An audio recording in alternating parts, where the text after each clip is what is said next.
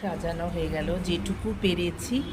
মোমবাতি এনেছি ঘর থেকে, ফুল, আকন্দ ফুল, জামরুল, এই দেখো দুধ, আরও কিছুটা এই যে দুধ আছে, এটাও পুরোটাই শিবকে দিয়ে দেবো।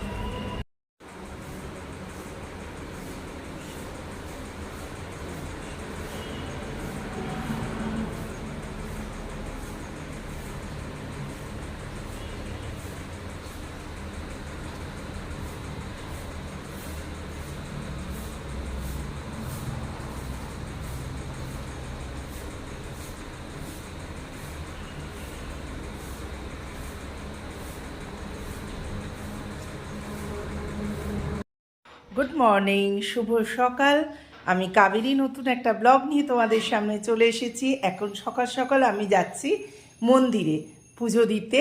আজকে একটা বিশেষ দিন, তোমরা জানো, আজকে নীল ষষ্ঠী। আমি সেভাবে পুজো করি না, মানে উপোস থেকে করি না, তবে নিরামিষ খাই। নিরামিষ মানে সাবু টাবু খাই। আর মন্দির, এখানে একটা শিবের মন্দির আছে, তো সকাল সকাল উঠে চান টান করে দীপঙ্করের সাথে একটু পুজো দিতে যাচ্ছি। আমার সঙ্গে থেকেও, তোমাদের সাথে নিয়ে আমি কাবেরী সারাদিন চলবো। এখানেও ছোট্ট মন্দির আছে।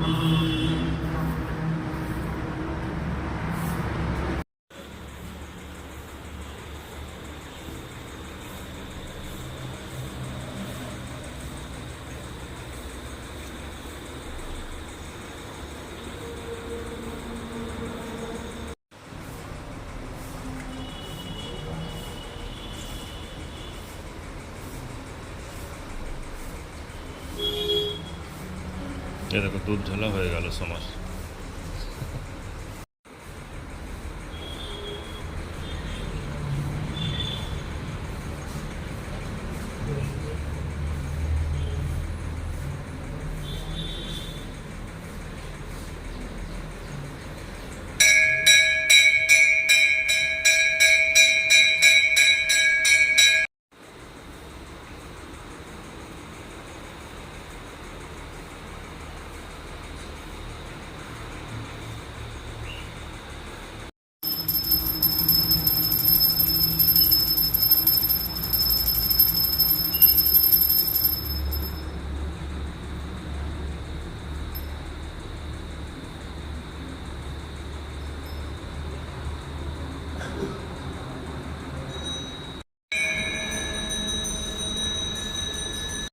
হয়ে গেল আমার পুজো।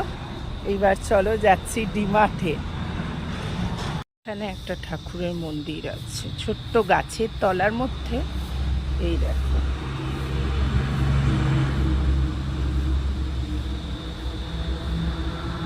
সুন্দর মন্দিরটা, গাছকে বেঁধে, যেখানে যেরকম, আমাদের মহারাষ্ট্রে এইখানে এরকমই। এখান থেকে চলে এলাম আমরা ডিমার্টে, কিছু জিনিস নেওয়া ছিল পাশেই, মন্দিরের পাশে, সেই জন্য চলে এলাম।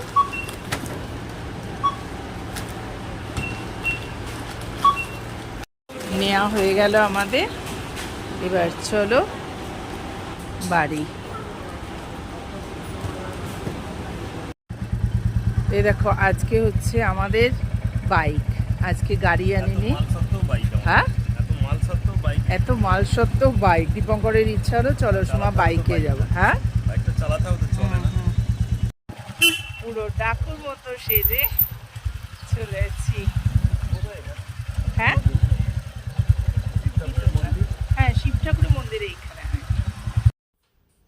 বাড়ি ফিরে চলে এলাম, এসে এবার আমার বাড়ির শিবকে পুজো করে নিলাম। পুজো টুজো করে মেয়ের নামে বাতি দিলাম। এখানে আমার গোপু সোনাকে তোমরা দেখো কি সুন্দর লাগছে। গোপু সোনাকেও খেতে দিলাম। খেতে দিয়ে গোপু সোনার সামনেও কিন্তু আমি মেয়ের নামে একটা বাতি দিয়ে দিলাম। সব পুজো টুজো করে নিয়ে এইবার চলো আমি আমার ব্রেকফাস্ট খেতে যাই। ঘড়িতে 3:30 বাজতে যায়। এখন সাবু মাখা নিয়ে বসে পড়েছি। সাবুটা নারকোল, দই, কলা সব দিয়ে মেখে নিয়েছি, আর সামনে চলছে সেই পুরনো সিরিয়াল ইষ্টি কুটুম।